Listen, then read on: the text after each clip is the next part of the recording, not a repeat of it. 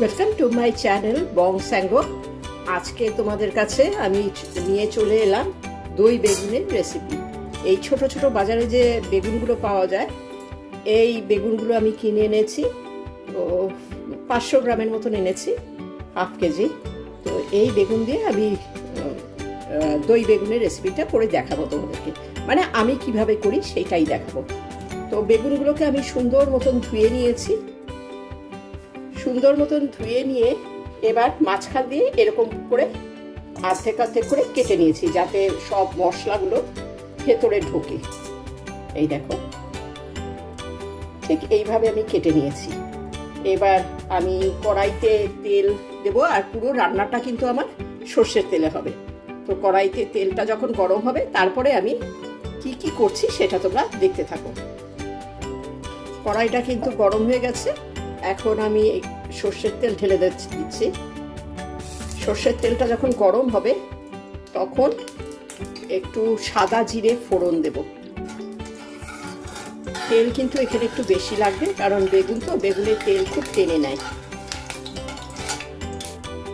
তেল গরম হতে হতে আমি একটু বেগুনে নুন আর একটু হলুদ ভালো করে সুন্দর মতন মেখে নেব।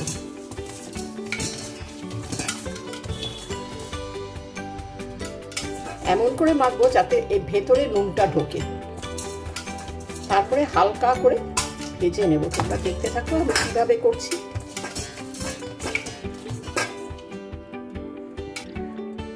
দেখো, তেল খুব ভালো রকম গরম হয়ে গেছে, ধোয়া উঠছে। এখন আমি এই একটু তেজপাতা, গোটা গরম মশলা যেটা বলে, দারচিনি আর এলাচ দিয়ে দিলাম। লবঙ্গ আমার কাছে নেই, তাই লবঙ্গটা আমি দিলাম না। আর সাদা জিরে ফোড়ন দিয়ে দিচ্ছি। এবার একটু সুন্দর মতন গন্ধ যখন বেরোবে, তখন আমি বেগুনগুলো এই যে আস্তে আস্তে ছেড়ে দেব।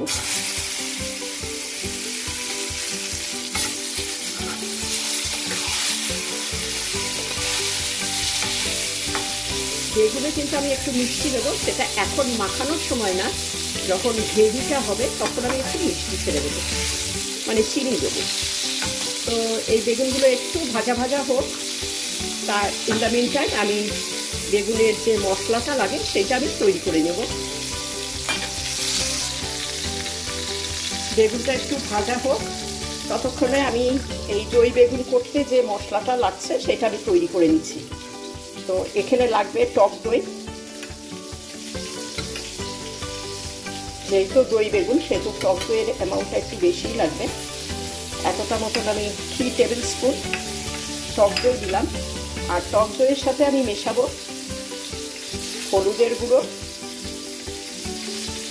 কাশ্মীরি লঙ্কার গুঁড়ো কালারের জন্য, এটা জিরের গুঁড়ো, আর নেব ধনের গুঁড়ো। এবার খুব সুন্দর মতন এটাকে মিক্স করে রেখে দেবো।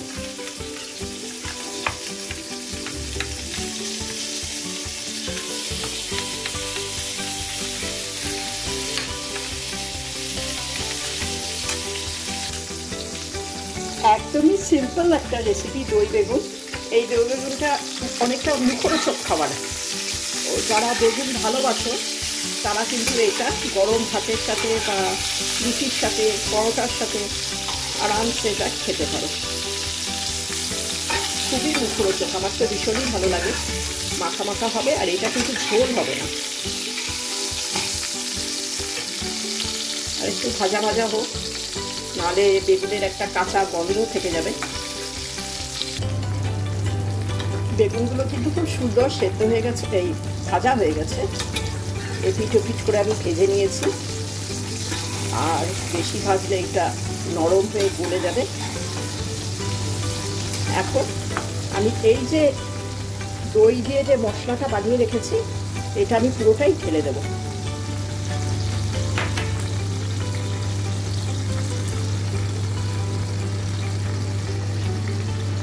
এই দইয়ের মধ্যে আছে জিরের গুঁড়ো, ধনের গুঁড়ো, হলুদের গুঁড়ো আর কাশ্মীরি লঙ্কার গুঁড়ো। এখানে কিন্তু একটু মিষ্টি করবে, একটু পরে আমি ওই মিষ্টিটা দেবো।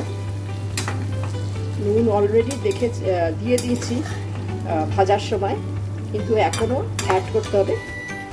আঁচটা আমি একটু বাড়িয়ে দিলাম ফ্লেমটা, কারণ বেগুন তো সেদ্ধ হয়ে গেছে, মশলাটা আমার এখন কষাতে হবে ভালো করে। বেশি নাড়াচাড়া করলে এটা তো বেগুনগুলো খুলে আসছে, বেশি নাড়াচাড়া আমি করবো না, এমনিভাবেই মশলাটা একটু কষুক। আমি একটু চিনি দিয়ে দেবো এই সময়। খুবই ইজি একটা রেসিপি, অথচ ভীষণ মুখরোচক খাবার। মানুষের জ্বর যখন হয়, তখন রুচি থাকে না মুখে, তখন কিন্তু এইটা করে খেতে পারলে খুবই ভালো লাগে। সর্দি হলে ঝাল ঝাল, টক টক, মিষ্টি মিষ্টি খেতে ভালো লাগে। তো এখন আমি এটাকে একটু ঢেকে দিই, আর বাকি যেটুকুনি বেগুন সেদ্ধ হওয়ার দরকার সেটুকু সেদ্ধ হয়ে যাবে। আঁচটা আমি একটু কমিয়ে দেব না, এখন ঢেকে দিচ্ছি। ঢেকে দিয়ে আমি একটু সেদ্ধ হতে দিচ্ছি বেগুনটা।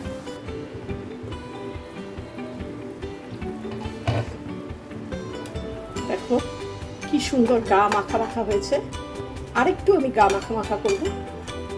এটা কিন্তু শুকনো রুটির সাথে খুবই ভালো লাগবে খেতে, পরোটা, লুচি, সব এগুলো তো আছেই। আরেকটু আমি ঢেকে রাখি। বেগুন সেদ্ধ হয়ে গেছে পুরো।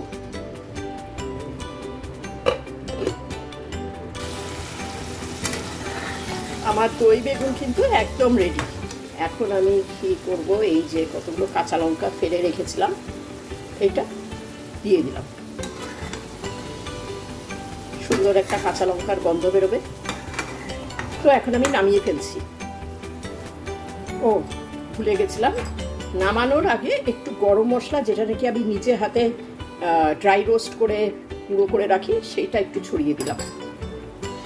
এবার ভালো করে মিক্সড করে তারপরে আমি নামিয়ে ফেলবো।